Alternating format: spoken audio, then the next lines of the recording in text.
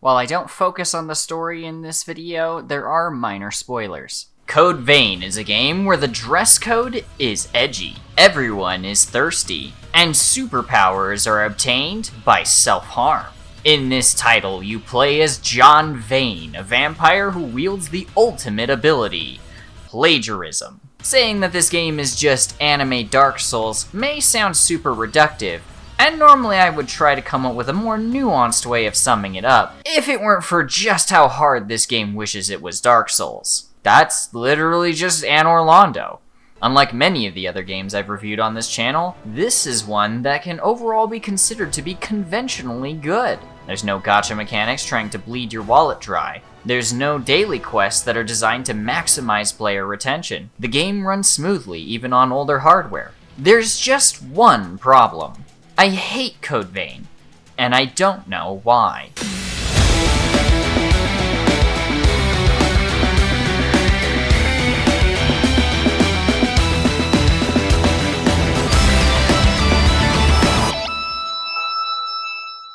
To Code Vein's credit, you start the game by interacting with one of its best features, the character creator. It's extremely robust and basically lets you make any character you want, as long as they're at least a little bit emo.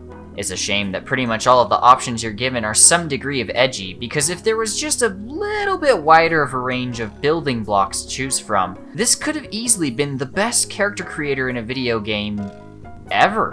What makes it stand out from the rest is how many accessories you can place on your character, and that you can adjust the placement of said accessories with a crazy amount of freedom. I've seen people play this game solely to recreate various anime characters and mess around in photo mode. Imagine if this functionality was expanded on in an MMO or something.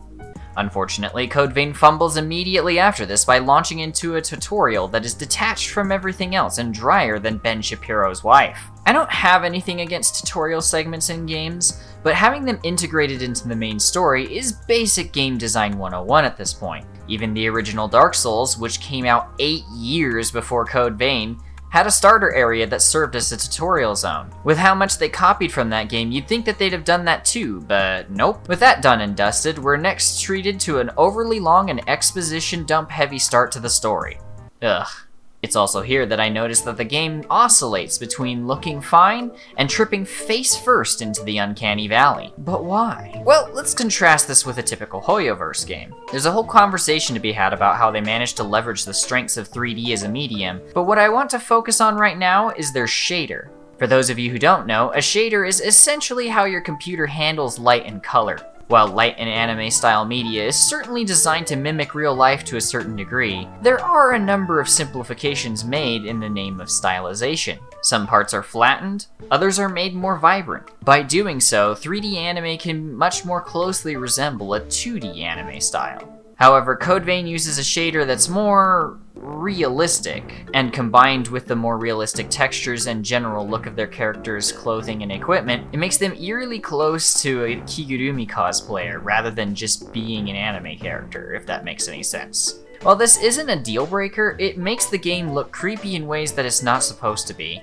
janky in ways that it doesn't intend to be, and overall detracts from immersion during cutscenes and other story moments. Not that I consider the story of Code Vein to be particularly great either. It's told primarily through dialogue where characters dump exposition at you, or flashback sequences. Most of these Dear Esther looking walking simulator segments are the memories of people who are actively in your party.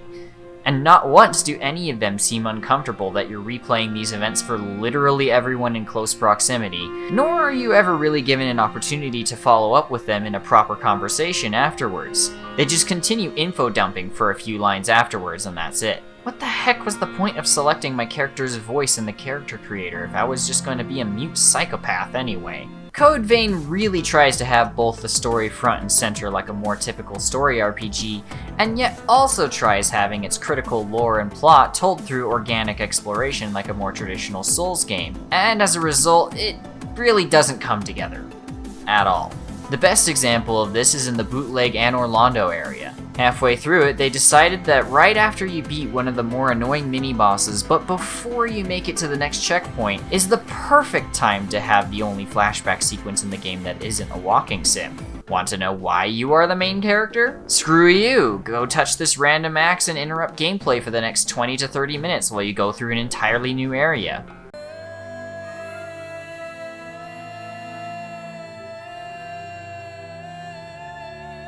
Still don't believe that the pacing is bad? How about this? They forget to introduce the main villain until over halfway through the game. So the story isn't great, but that's not the only way a game can be compelling. So let's switch gears and take a look at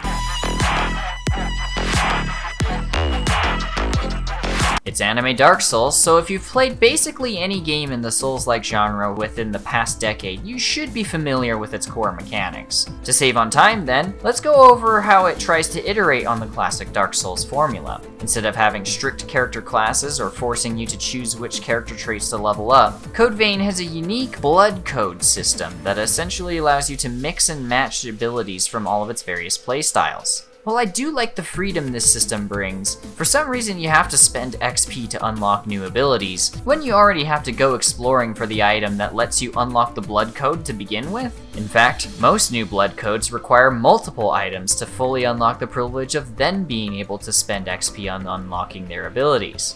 This means in the early game, you have to choose between trying out new abilities or leveling up, which in my opinion really only adds grind where the game really doesn't benefit from having any. If anything, it discourages you from experimenting in the early game. Requiring you to spend XP and a special resource to unlock the ability for any blood code without having to run that code first makes sense. Having to spend XP to unlock it at all doesn't. Especially when you already have to go out of your way to unlock the code in the first place. Not like I felt messing around with this system was worth it for the first third of the game. Most of the early game abilities just plain suck. If I hadn't powered through the slog that is the first 5-ish hours, I probably still would have thought that the game's combat is boring, when it had no reason to be. It's not like Code Vein is a particularly difficult game, it's just obnoxious.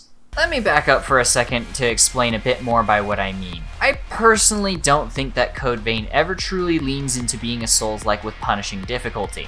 Instead, it just makes certain parts of the combat really annoying. Whether it's putting you into a fight where the boss can hop all around the arena, have massive sweeping attack patterns, and can literally hit you from halfway across the map, or just have the boss have really poorly telegraphed attacks, I never really felt like I was actually being pushed to the limit of my skill as a player. Instead, I was always being pushed to the limit of my patience. Why do I say this? Because if I ever struggled with a boss, I'd just swap builds and then beat it to death with a hammer. There really was only ever one exception to this, and that was the second boss fight, which, oh boy, strap yourselves in, because I gotta vent for a second about this piece of trash. This is the Butterfly boss, and in my opinion, fighting it perfectly encapsulates everything that this game does wrong. In fact, this boss is so frustratingly bad that it caused me to rage quit playing the game for literal years. And the only reason why I ever came back is because I found I'm willing to do stupid things for the content.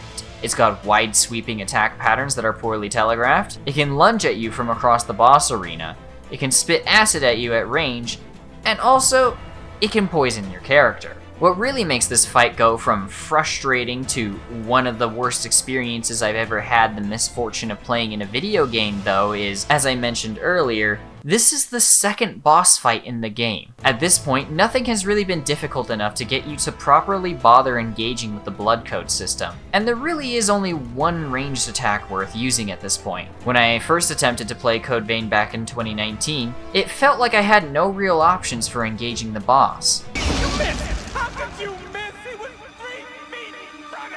I couldn't get in close because I'd get wiped by its wide sweeping melee attacks, and my ranged attacks did jack all for damage.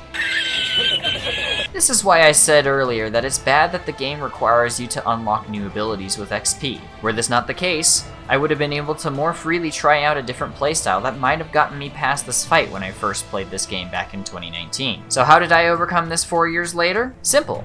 I had a friend with a level 195 character come in and wipe the boss for me. This does touch on one thing Code Vein does really well: co-op. In other Souls-like games I've played, you gotta use a consumable or go through a really janky system where you find a glyph on the ground or something. In contrast, here's how you summon a co-op partner in Code Vein.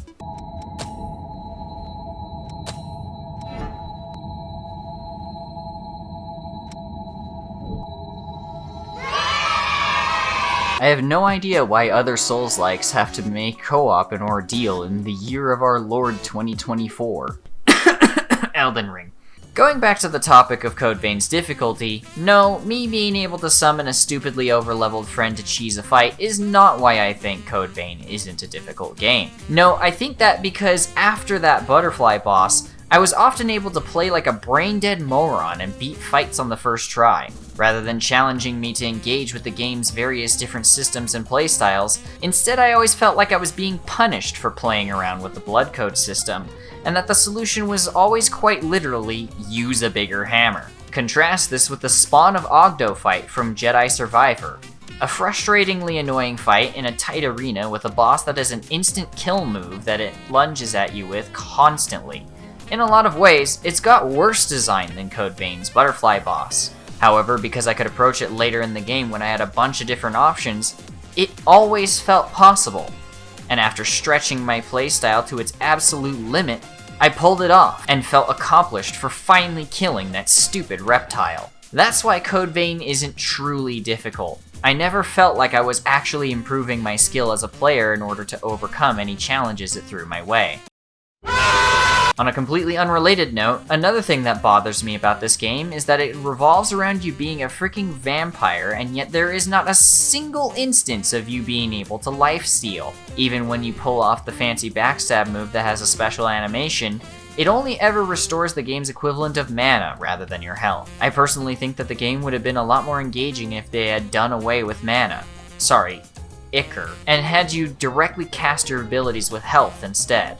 Then make the backstab only possible when they're low on health or something so that it's a special finisher move, and then have it give you a charge of health regeneration back when you pull it off. I get that this goes against the Souls-like formula where you get slowly whittled down until you make it to the next checkpoint, but it would have been far more interesting if they had taken the idea of playing as a vampire and ran with it to make a more unique experience. I like the idea of sacrificing your own blood to cast these fun and powerful abilities, and thereby introduce additional risk, and having to weigh it against slugging it out normally and replenishing through stealing life from enemies. Beyond this though, my only other complaints with the game are really just nitpicks. One thing that was a bit immersion breaking was how none of the characters, when they have their gas mask on, actually sound like they're wearing a mask. 信じられない。これもお前の力なのか。信じられない。これもお前の力なのか。Another annoyance is with the map design. They have enemies waiting around practically every corner and wall, which completely undermines what makes an enemy ambush work, the element of surprise. If you build up the expectation that there's always going to be a guy around the corner, you're never going to be caught off guard. Instead, it just makes traversal a slog. A lot of the early game exploration literally sends you back to the starter area multiple times with no hint as to how to progress to the next area, which is tedious for no good reason. One area requires you to do platforming in order to get down to it, in a game without a jump button. So that's the thing that stumps me. None of the complaints or criticisms that I've leveled against the game in this video really feel like fatal flaws. It's not like the game is entirely devoid of fun either. So why do I hate this game? The only real conclusion I can draw is that it's a death by 1,000 cuts. While none of the issues that I have with this game individually are deal breakers, it's all of them combined alongside the fact that I can't really think of any one thing Code Vein does well enough for it to be worth coming back to. It doesn't have the superb map design of the OG Dark Souls. It doesn't have the good story writing of Jedi Fallen Order. It doesn't have the atmosphere of Hollow Knight. As logical as this answer is, though, I still don't find any satisfaction in it. So in a way, I can still say that I hate Code Vein, and I don't know why.